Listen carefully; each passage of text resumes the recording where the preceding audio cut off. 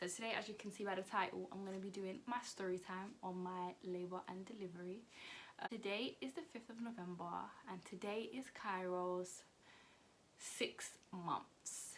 And honestly, I can't believe it's already been 6 months, like half a year ago I gave birth. Like, it just sounds incredible. Because to me, I still don't believe that I was pregnant. I still don't believe that I have a child. I don't think I'm ever going to believe it.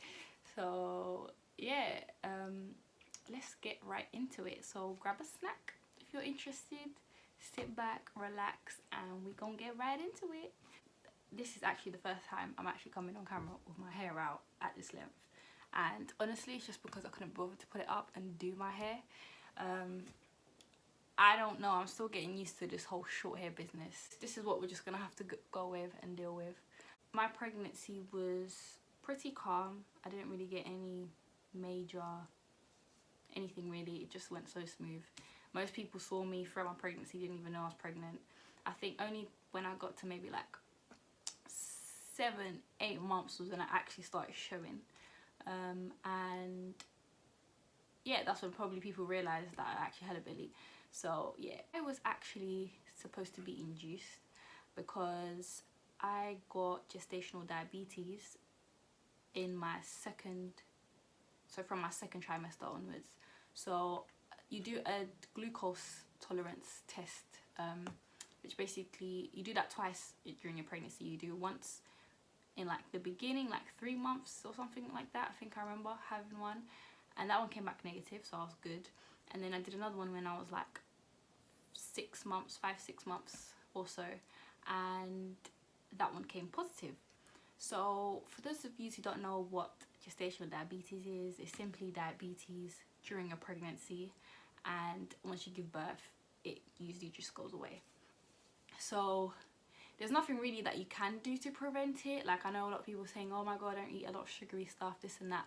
I don't think it's necessarily because you eat a lot of sugary stuff, because you know when you're pregnant you'll be having all kinds of mad cravings, but it wasn't necessarily that. It's just that your body has this extra weight, obviously, so it needs to cater for 2 people now, it just being one body, and some people aren't able to digest sugars as well, so that includes like carbohydrates and stuff like that. So you end up with gestational diabetes. Now you can control that with tablets, insulin in like really bad cases, or just your diet, simply just watching what you eat. For me that was the case. It was controlled by diet, so I just had to watch what I would eat towards the end of my pregnancy. I can't lie, I make it sound much easier than it is. It was quite tough. I would say that was probably my main challenge. It's not being able to eat anything that you want, and when you're pregnant, you know, that's obviously something that you will probably struggle with. So yeah, I remember I actually cried one time. Like, when I found out, I actually cried because I was like I was hungry. So I woke up, I was hungry, and I was like, I can't have cereal, I can't have bread, because bread's a carbohydrate that's going to spike your sugars. I used to have porridge with, like, you know, honey and like fruits and whatever. I can't have any of that. I can't have honey, I can't have even fruits I could have, but it had to be like a handful. So you could have a handful of whatever, but you couldn't have too much. Like, even orange juice, guys, deep it, orange juice, I couldn't have orange juice because I could have 1 orange, yeah, but to make orange juice you obviously need various oranges, yeah, and so I couldn't have orange juice because that would be too many sugars in 1 cup of drink. It was actually it was quite difficult, and I cried because I just thought probably it was my pregnancy hormones, but also the fact that I couldn't eat anything. How am I going to feed my child who's growing inside me and I can't eat anything? Literally, I can't eat anything. Rice, pasta, all those things that you literally eat with food was just like, you can't have that. Or that's what I thought. It turns out I can have these things, I just need to have them moderately. Like, it had to be like a handful sized of rice, or of like pasta, and yeah, so I managed to control it pretty well. And I only had to take the tablets, like, they gave me a whole pack. I think I only had like 5 or 6 tablets in that whole pack throughout all those months. And that was like, for example, if I went out for a birthday and I had birthday cake, like, I know that's obviously going to spike my sugars, so I would have the tablet. So it was basically with my diet, so thankfully that was that. Another part that I didn't like, however, was pricking yourself. It's not a joke. Like, I was so scared, but then you get used to it. But I had to prick myself so many times, like literally my fingers had like all these little dots from the pricking. You have to prick to check your sugars in the morning, after lunch, after dinner. Like, it was just a lot. But I got there. We got there in the end. So yeah, so because I had gestational diabetes, they usually tend to like induce people with that, because there's risks where like the baby can be like too big. If the baby's too big, then when he's coming out, he could struggle. Like, it could get like the shoulders stuck and just this whole load of different things that can happen. So they just rather induce people with diabetes. So they wanted to induce me at 38 weeks. So for those of you who are not really aware of how pregnancy works, 40 weeks is your due date. So mine was on the 9th of May. That was my due date. And then you can give birth either 2 weeks before or 2 weeks after. So 40 weeks, so 2 weeks before is 38 weeks or 42 weeks.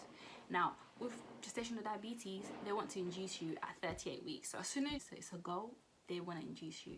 And for me, and I know a lot of other people, especially being a first-time parent and stuff, I didn't really want to be induced. Like, I wanted to go through the process, you know, just naturally, like most people.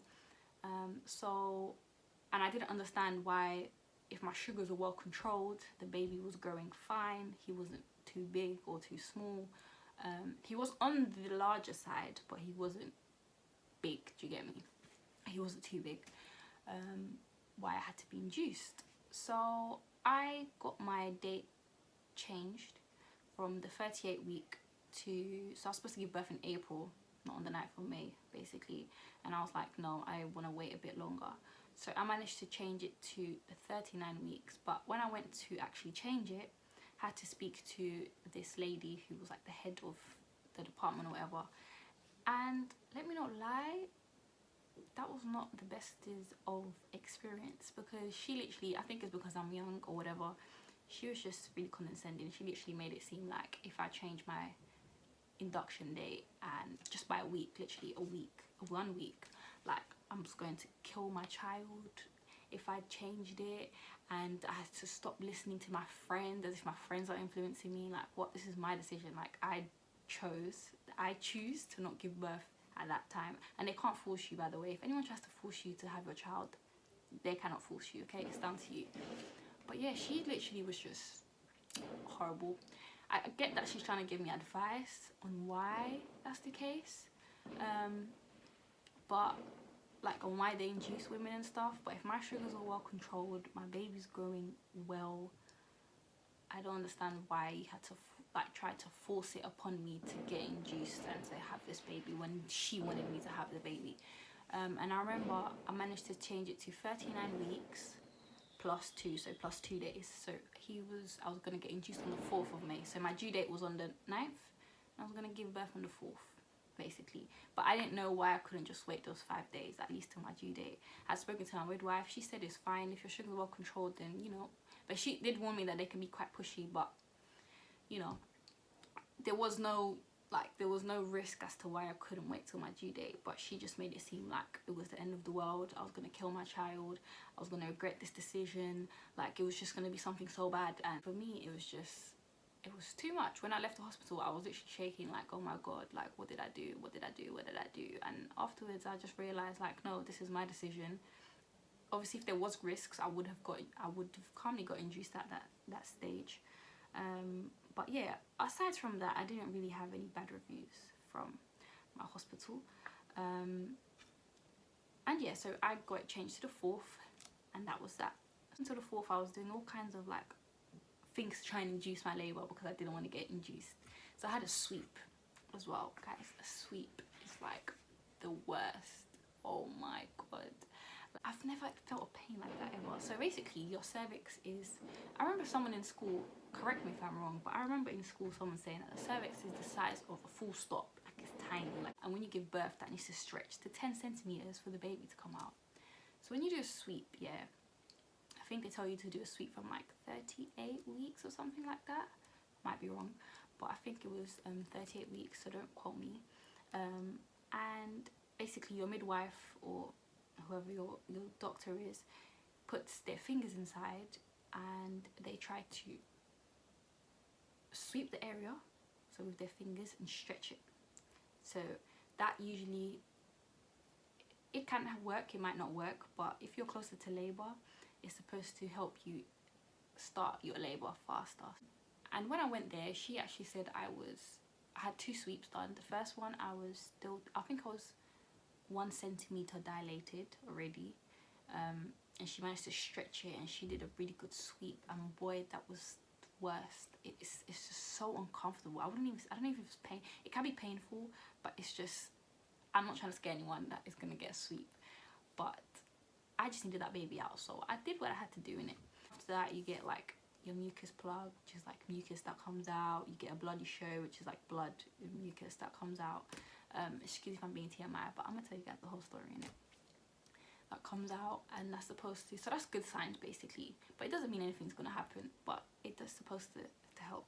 So I got that done twice, so that week and the following week, so 38, and a few days later at like 39ish weeks. And this 39ish one was better than the first one for sure. And by then she said I was actually like 2 centimeters dilated and whatnot, so hopefully if I do get induced, it will all work much faster than if I hadn't dilated at all. So the cervix is supposed to dilate and thin out, so it's like thick, so it's supposed to thin out. The baby had dropped as well, so the baby's now moved lower into my pelvic area, so she could feel his head, in other words. And I was like, okay, cool, that's a good sign.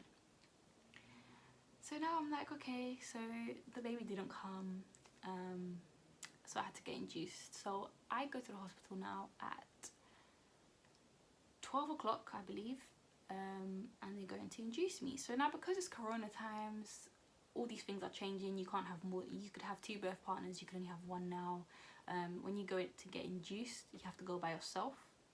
Only when you've reached 4 centimeters, you're now in active labor, your birth partner can now come. And then once I gave birth, the partner could be there for 40 minutes, and then they had to go. And that was it. That was literally how it was. And that was quite difficult. It was around 12 o'clock. I'm waiting around because there's like a lot of women there that are all going to get induced. Then they found me in my bed. It was a ward with like other women there. I think it was like 6 of us. And then they all get induced, but before I got induced, I had to like get monitored. So I think I have a picture or video of when I was getting monitored, but I had to wait for this other lady to get monitored. Then it was me. After all this la-di-da, getting monitored and whatnot, it was probably around 2 p.m, a few hours since all this monitoring stuff happened. And then this young midwife who was learning had to come and induce me. So they put, it's called a pessary, it's like a tampon, and they put it inside you, and it's supposed to like trigger your labor to start with, I don't know if it's hormones that's in it or what it does, but it just basically starts off your labor, or starts off the contractions. Okay, and let me just say this before I go into that. When you get induced, you run a lot more risks of a lot of things. So for example, risk of ending up using epidural, for example, also using interventions, so like forceps, a whole lot of other things. So if you are getting induced, I would recommend you look into those things as well. There's a whole lot of higher risk factors that you get when you are induced compared to having a natural labor. That's because when you get induced, you're forcing your body to do something that it's not necessarily ready to do yet. When you go into labor, your body releases hormones, and these hormones also help with pain tolerance. Okay, so you do feel pain, but your body's better able to cope with that pain because of the hormones. Now, when you're being induced, you're being forced to go into labor, so your body, your brain has not released these hormones yet. So you're more likely to be in extra pain compared to someone who is not being induced, if that makes sense. So now, fast forward. I get induced, they put the pessary in, and I'm like, okay. So she does it, and she hurt me. Like, I was like, ow. And like, I was obviously, my legs in the air, so she's going in there, and she hurt me, and I must have like grabbed her hand, innit? It's like, ow. And then this other nurse is like, don't grab her hand. I was thinking like, what do you mean don't grab my hand? You just hurt me. Like, it was just a natural reaction for me to hold your hand, innit? I don't know what she was doing or whatever. And then the other one came to check to make sure that she was actually doing it properly. This was not the time to have these practicing midwives there. I guess it's all part of learning. But anyway, she got it right anyways. So now I'm just like, okay, they tell you to walk around and stuff because it's supposed to help with the whole labour. So I'm walking around, and I'm like, yep, this is it. Like, there's no going back now. I'm about to have my baby. But before she induced me, I was laying there. I was leaving my home. When I was leaving my home, I wanted to cry because I was leaving my mum. My mum was my birth partner. My son's father was my birth partner. And I was leaving my mum, and I was literally so, like, emotional because I was just thinking, like I just felt like I was just grown up. Do you get me? Like, this is next time my mom sees me, like, I'm her little girl, do you get me? But next time my mom sees me, I'm gonna have my own child. Like, it's gonna be so different. Like, it's not gonna be me by myself anymore, innit? So I was just emotional. And then my dad dropped me to the hospital, and then when my dad was leaving me, I just felt like, oh my god, like, my dad is leaving me. Like, I just felt like I was just alone in this, basically. And I was just really emotional. I was literally tearing up, but I was trying not to cry because I was in the hospital, you know, with all these people there. So I was just on my phone, and I was just, yeah, just emotional. Then when I was in my bed, they had like curtains around you, and there was a woman across from me. She started screaming. Yo, she started screaming, and I was like, oh my god, that's it. I started crying straight away. I cried. I was like, no, I can't do this. How am I gonna do this now? She started screaming because her contractions had started, and they were literally moving her up now to the delivery room because it was time for her to give birth. And I was literally crying because I was like, I cannot do this, guys. Like, I cannot do this. She was screaming. It was so scary. I was like, no, I can't do this. And then eventually, you know, I just toughened up, and I was like, yeah, I'm just gonna have to firm it, really. Like, I'm here, there's nothing else that I can do. I'm just gonna have to get this out of the way. So now I stopped crying. Like, I'm good now. So she induced me and everything, and I'm just walking around, texting. And after a while, I start to feel like it's like a period cramp. Yeah, it's just like a little cramp. And I was thinking, is it really a cramp, or is my brain playing games on me? You know, them type of things when you're thinking too much. But now, like, the cramp was coming, and then eventually I was like, like, I need to sit down. So I go back and I sit down, and then it's coming, like, the cramp just keeps coming more and more. And I was like, yo, like, this is it. Like, I'm going to give birth. Like, the labor is coming. And it's cramping. Then there was a point I was like, yo, okay, let me just go walk again, because there's no point in me sitting here, because if I sit here, this is going to take longer than it needs to take. So I went to walk again. And then I remember walking around, and I was in so much pain. And you know them ones where, like, I'm trying not to show the pain in my face, but I'm definitely showing the pain in my face. And there's so many, like, midwives in that like, section and whatnot. And everyone's looking at me. But I couldn't tell whether they knew I was in pain or not.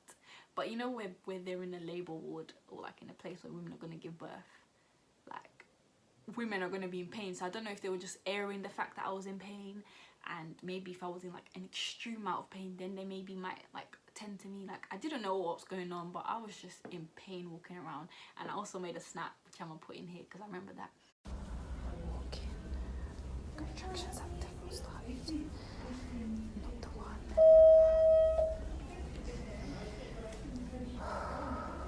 No turning back now. I was just breathing and walking, and there was this woman that I kept seeing. Like, we just kept crossing each other's paths here, and she just looked miserable. Like, she looked miserable, so miserable. And I was like, oh my god, remember this woman, guys, remember this woman. So I'm walking out, going into the ward. I sit down again. I had to do a COVID test, guys. A COVID test. Let me just tell you, that is the most uncomfortable thing you could ever do. Like, it's literally down your throat and like up your nose. But anyway, student midwife comes in again, and she's just looking over at me, and I'm like it's happening now. It's happening now. Like, I need something, yeah. And she's like, oh, would you like any? No, she came. She asked me if I wanted any pain relief, and I was like, I said no earlier because I thought, okay, I'm okay. And then now I was like, yeah, like, give me the pain relief. She was like, have you thought about what you want? And I'm like, yeah, like, Gestational and because that's all you kind of get told in it, like you know about Gestational, you know about the epidural, I knew like about the pethidine, which is injected in your thigh, and like other things, but the most simple thing, tablets. I didn't know they could give you tablets, guys. She was like, she laughed and she was just like, no, you should have some tablets first, because if you get Gestational now, by the time you're like 3 centimeters, you're gonna be getting the epidural. So I would suggest you go for some tablets first. I said, oh, okay, perfect. So she said, I've got some codeine for you. I don't know if it was paracetamol too, I can't remember, but I definitely remember saying codeine, and she gave me like a few tablets. And I said, here, take this, okay. Gave me that, cool, all done. The pain was gone, I was chilling, I was like, alright, cool, that was bliss. Now guys, that lasted, it felt like half an hour, but it was probably a bit longer. Next thing you know, I'm in some mad pain again. Like mad pain, like the pain is strong. And I know people ask you, what does it feel like? What does it feel like? I can't explain. It's just mad pain. Now like what, nighttime? It's been a few hours now. Let me tell you something about the pessary, by the way. So they give it to you, they don't check you until it's been 24 hours. So how are you supposed to know whether you're dilating or anything of the sort? You just don't know. If in 24 hours you haven't gone to labour, then I think they give it to you again, or they try something else or whatever. But for 24 hours, they don't check you. So there was no way for me to know what was happening. But because I had already been 2 centimeters dilated, that my midwife had told me, I thought, like, I'm probably going to give birth, like, do you get me? Whilst I'm there suffering and pain, I'm hearing this woman saying, excuse me, nothing's happening. And she was here before me, by the way. She was here like from way before me. She's like, excuse me, when is something gonna happen? I was thinking, what do you mean when is something gonna happen? How are you not feeling this? Like, how are you actually not feeling anything? It was insane. It was insane. And so now I'm asking for Gestational. Asking for Gestational now. And there was this, the older midwife woman that was there. She was just having a chat with the student midwife saying, no, she said something about me being young and stuff, and how I shouldn't have Gestational now. I should get pethidine. Pethidine is an injection in your thigh. It's meant to like relax you. And she was basically saying I should get that first because we're going into nighttime, so it will help me sleep. I was like, fine, whichever it is, just give me something in it. And my luck, they were doing a handover, so their shifts were ending, so they had to swap shifts, they had to do a handover and whatnot. Guys, when I say this handover, first they went to get the Gestational actually. When they went to get the Gestational, they didn't know how to assemble the Gestational. It was in like this gas tube. They didn't know how to assemble the Gestational, so I'm here in mad pain. They went to get the Gestational, which they cannot assemble. Or it's stuck, they can't assemble it. They can't give me the pethidine either because I don't know why. So I'm just left in pain for this handover. This handover felt like it took hours. And I'm not even exaggerating here because it actually took at least an hour for sure. 45 minutes to an hour. It definitely took a long time. And I was just like, oh God. I was literally just praise God, like I was just trying to breathe, trying to move, because it was just uncomfortable to lay down and it was just so much pain. Then the nurse finally, after the handover came, the new midwife came. She was really nice. She said to me, no, don't get the pethidine, I'm going to give you the Gestational. She could assemble it, so she assembled it, gave it to me. Yo, when I'm telling you, gas and air. If you guys have done balloons before, it's balloons times 100. You're literally in a cloud. Like, it was so lit. Let me not lie to you, it was the best thing ever. That's probably the funnest part about labour. Gestational. So if you guys ever give birth, get the Gestational. Even if you want to have a natural labour, get the Gestational. Okay. Yeah, I was literally flying. That was the best thing. I was just high in my bed, just there. I was in some weird ass position as well. And then she must have come to talk to me and ask me, how are you doing? I was like, I'm good. And it was them ones, you know when you're trying to act sober but you're really not. I didn't know whether I was being good at acting sober or whether I just look off my head.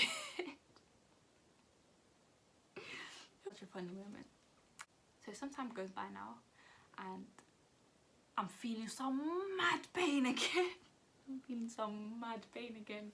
And it's like every time I would feel pain, it would be way worse than what I felt before I had this pain relief, yeah. And I'm like, nah. I call her, I'm like, this is not working anymore. This is not working. Like, fix it basically, yeah. And then she must have looked at me, and I was like, oh, is it just me? She was like, yeah, it's just you. I was like, oh, great. So I'm here taking his gas in there, taking his gas in there, taking his gas in there, but it's not working. So I don't know what to do now. And then eventually, and remember, they don't check you. So I was like, I must be going into labour and you guys are not going to check me. Like, I was literally going off my head.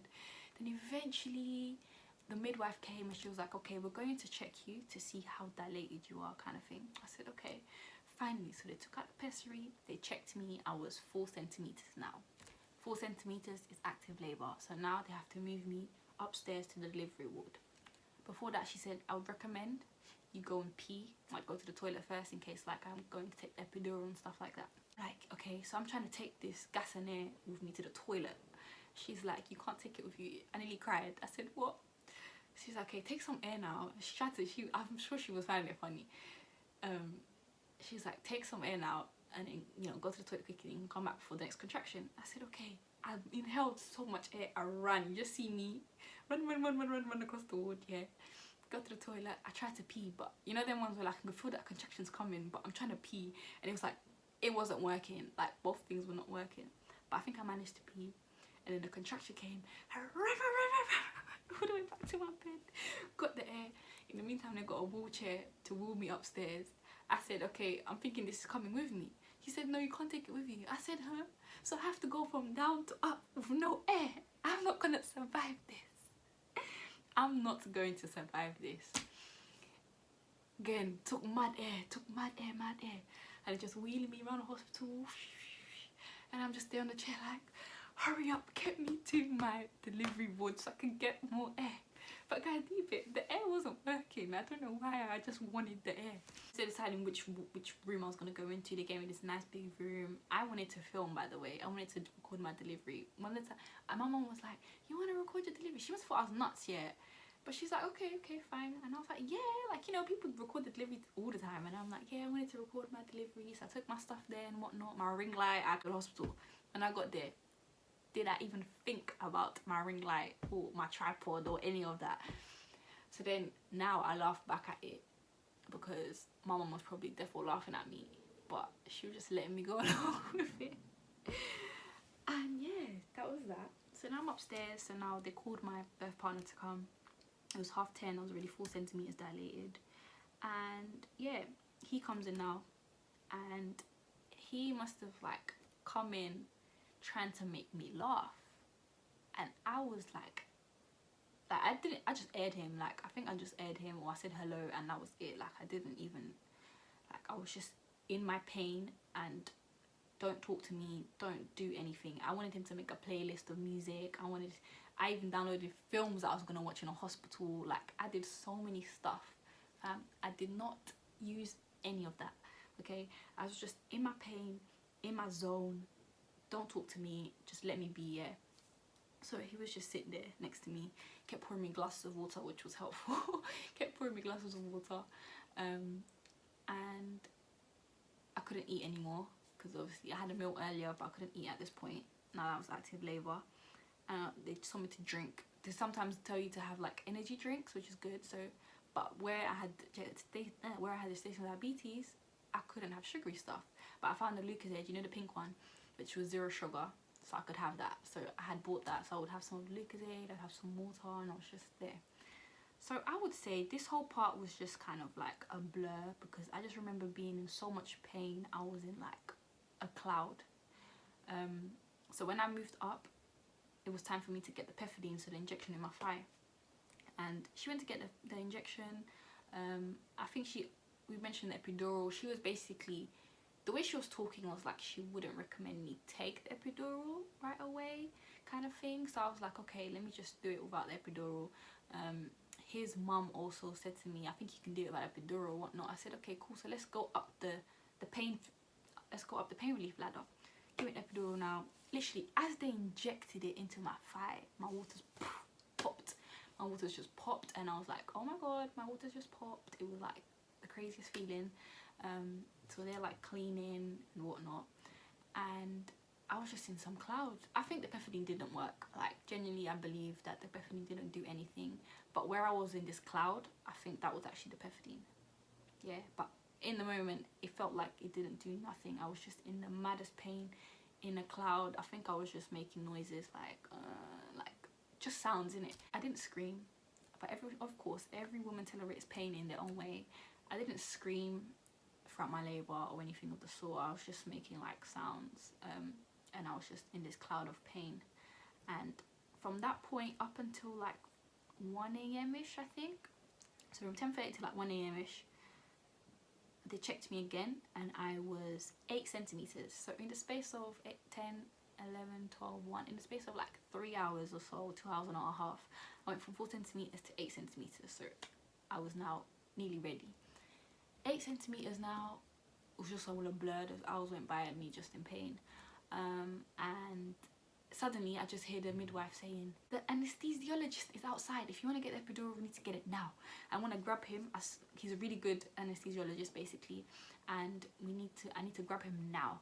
Yeah, if you want him, we need to grab him now before he like gets called away, and then we're gonna have to wait a long time for that to happen. And I've heard stories where people have to wait a long time for them to be available. So I was like, but when she said it, it was like she was now encouraging me to get it, because I think she just saw how much pain I was in. And obviously midwives see people in pain all the time, but yeah, she was just basically like, she was just very positive about me taking it. And I was like, okay, great, like let's do this. So she went to call him, and then I think he came back. He came into the room, he had to do something, so he left again, and then he came back, but it was a really short time period. So he came in, I turned around, we did the epidural. People say that it's like, now I was paranoid, because you know they have this whole thing about if you move during epidural, like you can end up paralyzed and stuff like that. So I remember he came in and he was reading like all the effects, side effects, you know, the risks, and basically all of that. I had to know about it. And he was talking to me, and I was making this mad face. I made this mad face, yeah, in pain. And he just looked at me and he was like, do you want me to stop talking? And I was like, no, just keep talking. He talked for so long, and I was just in my head thinking, hurry up. I was just like, yeah, okay, like, yeah, just hurry up, like, just give me the epidural basically. He asked me, do you want me to stop talking? I said no, because if he stopped talking, he was gonna take longer to finish what he was saying, and there was no way I wanted him, like, he just needs to hurry up. So he spoke for however long he spoke here. I was just making faces because I was in mad pain. Contraction was coming and this and that, and then cool, he said it's done, cool. So he went to get the stuff or whatever, and he comes in. So I'm now sitting on the bed and whatnot, because they do it in your spine, so you have to like bend over. So I bend over, they give you like a local anesthetic. Gives you, you know when you go to the dentist, they give you that local anesthetic, so they give you that first. He said it's just, you're just gonna feel a bit of pressure. But the thing is, yeah, people get like icky about needles and stuff, but considering the amount of pain you're in, a needle is nothing. I'm telling you, a needle is nothing. He does the epidural, you just feel like some cold stuff, and then he says it's gonna take like 15 to 20 minutes for it to work. For me, that felt like hours. I was like, oh my god, I'm gonna be in another 15-20 minutes of this mad pain. And I was like, okay, fine. It worked so much quicker than that. I think in 5 minutes or less it was already working. So you basically go from here down, you're numb, you don't feel nothing, okay? Like your legs don't work, nothing. I even made a snap, and my birth partner was literally laughing at me, yeah. I went from literally dying in pain, yeah. The next second, I was alive and well and just a brand new person. For me, I know, I was never really against epidural and stuff like that. I wanted to have a natural labour if possible, but I didn't know what to expect. So literally, if I had to take the epidural, I would take the epidural. And I already knew with being induced, you feel more pain than women who are not induced. So for me, I was just like, if I have to have it, I will have it. So I had epidural at 8 centimeters, and then I went to 9 centimeters, and then we were waiting for that 1 centimeter for hours. Nearly 24 hours later, man's been stuck on 9 centimeters for like bare hours, at least 5 hours now, deep in. But I think it's because of the epidural. But big man team, that was the best thing I did. Hours and hours and hours. Literally, if I had epidural at like 1-2 a.m, I gave birth at 1:20 the next day in the afternoon. So literally over 12 hours for that 1 centimeter. That's probably a con of me actually having had the epidural, was the fact that I think it slowed down my labor by so much. But considering the pain, I don't know if I could have tolerated it a bit longer or how it would have worked. I've never considered that, but for me, honestly, the epidural was the best thing ever. And for people who are anti it, I respect your opinions, but if you're considering it, I would definitely recommend. Like, it's definitely something. I would have had it earlier if I knew. When I was in that blur, that's another thing.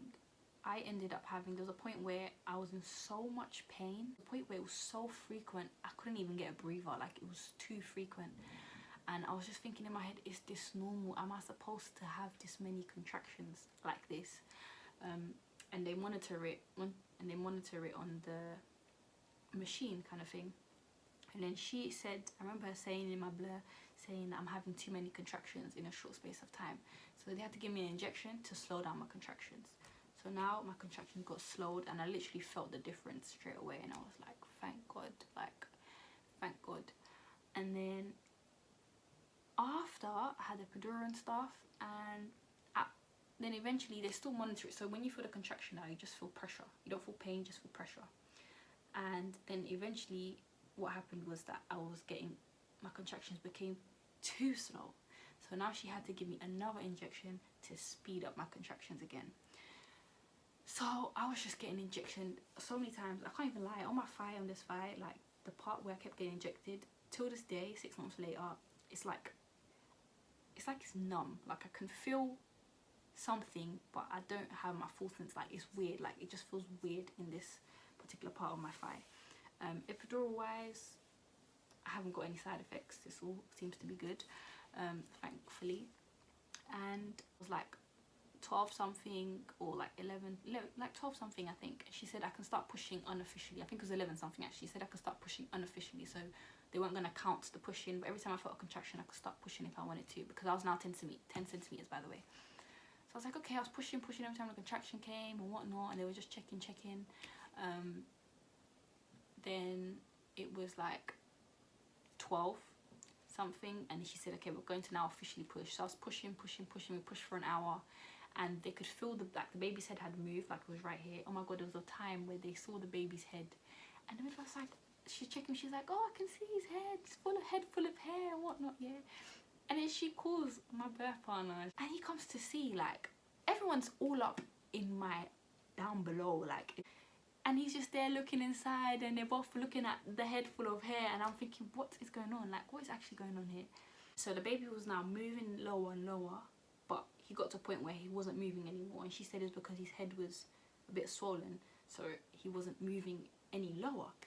So now they call like these consultants and like all these people to come in to check on the thing, on the baby, because his heart rate was going up and down. He said to me that the baby's in distress, so because he's like in distress, she would rather us basically go for a forceps delivery, because the baby's like not stuck, but he's kind of just stuck there, like he's not moving lower or anything, so he's just like, his heart rate is in distress. Now that for me was the moment I was like, what? Like, I was just so, like, I just looked at my birth partner and I was like, no, I don't want to do this. I don't want to do this. Because for me, there's a thing where, like, most women tear during labour, and I didn't want to tear. I was scared of tearing, especially feeling everything tear. Like, I was scared so much. But I came to the conclusion that I would probably tear, but I did not want to be cut, because the thing is, when they cut you deeper than what you might tear. So I did not want to be cut. And then for you to have a forceps delivery, it's like these metal things that they help to pull out the baby. They have to cut you to prevent like a really bad tear and really bad, it just gets really bad if they don't do it. So they're talking to me about all of it, and I was just like, but I don't, like, am I gonna feel it, like all of this? She said no, because I'm in epidural as well, so I don't feel anything down below. I was really upset at that point. Like, everyone plans their labour, but it doesn't always go to plan for most people. So if you had a straightforward labour, big up to you, you're a lucky woman. And so yeah, I just had to go through for that. They took me to the operating theatre now, and they moved me over over to the bed. I remember I couldn't move my legs and stuff. They injected me bare stuff all over. I had just tubes everywhere, giving me this, giving me that, giving me that. Then they put my legs up in the stirrups. My birth partner waited outside. They had to cut. So they cut, so you have like the vagina and you have like your bum. They don't cut you down. They cut you, so from your vagina, they cut you like sideways kind of thing. I don't know why the cut is made that way, but that's how they do it here in the UK. They cut you that way and that's it. So I just remember laying there and I was so drowsy. Like, I don't know what they gave me, but I was so drowsy. Like, I had no strength. And I was just remember thinking, how do you expect me to push if I have no strength? And then I just had to, in my drowsiness, just think like, you have to do this, Nisa. Like, you have to do this. So you just need to push. Then they called the birth partner. He came in.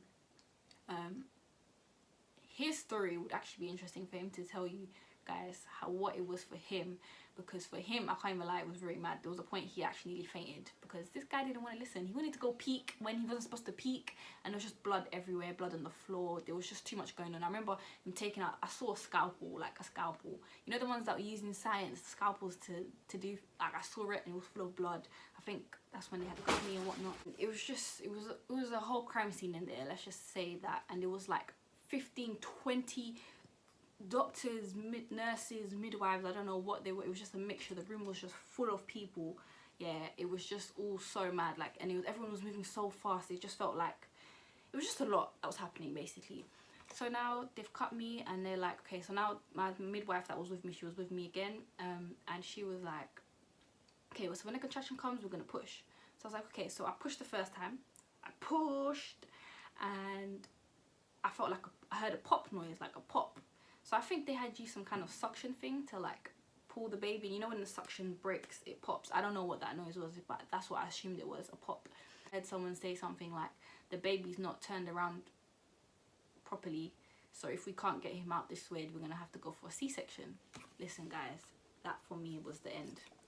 Like, that was it. Like, I didn't want to get cut and I was gonna get cut, but a C-section was the last thing I wanted. Personally, there's nothing wrong with C-sections. If you had a C-section or you're gonna have a C-section, that's all down to you. But for myself, I did not want to have a C-section. Like, for me, that was like the last thing I wanted to hear. So you have like the vagina again and the bum and the baby's head, like the face is facing down when you give birth. So like, yes, his head is down first, but his face is facing like that way, like towards your bum basically. And Cairo was the other way around, so his face was facing up.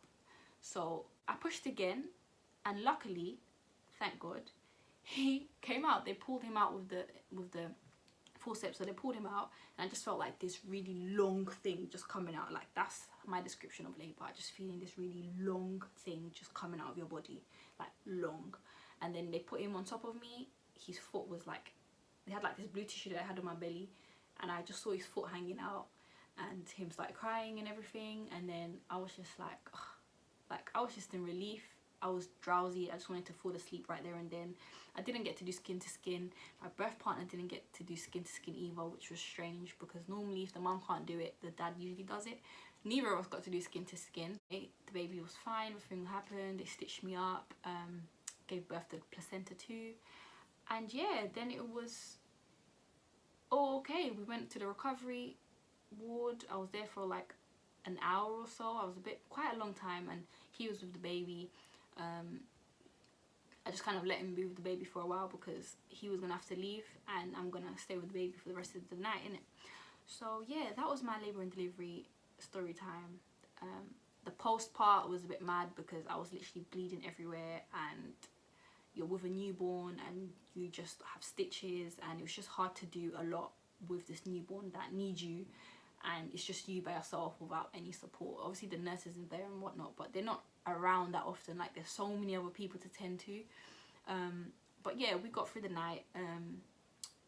Successful labour. He was born at 1:20 p.m. People ask me, would you do it again? Yes, I would. They asked me even through that story. It makes it sound like a horror story, but for me, it actually wasn't that bad of a horror story. Like, especially because I had epidural. If I didn't have it, then I think it would have made it worse. But for me, it's just what happened, and I would definitely do it again. I don't know if I would do it without the epidural, whether I would do it with the epidural now, because, you know, but I'd definitely like to experience a natural labour as well. It was, and I feel like this is a case with a lot of women. After you give birth, I feel like it's such a traumatic experience to a woman and her body and mentally and everything, that after a few weeks you forget. It's like your brain can't remember the pain, your brain can't remember the birth properly, like it's all just a blur. Like I did a story time on my delivery straight after I had given birth on Snap, just so that I didn't forget my delivery, because I could tell that I was already starting to forget it. So yeah, you forget it, so it's okay, it's really okay. If you're pregnant and you're gonna give birth soon, don't be scared. You're a woman, you can do this. You carried your baby, you're gonna deliver your baby. God willing, everything's gonna go well. You're gonna deliver your little bundle of joy and you're gonna be so happy, and that's what women were made to do. I still don't believe that I did all of that, but I did it. Big up to women. And yeah, I'm just gonna end this video here because it's kind of long right now.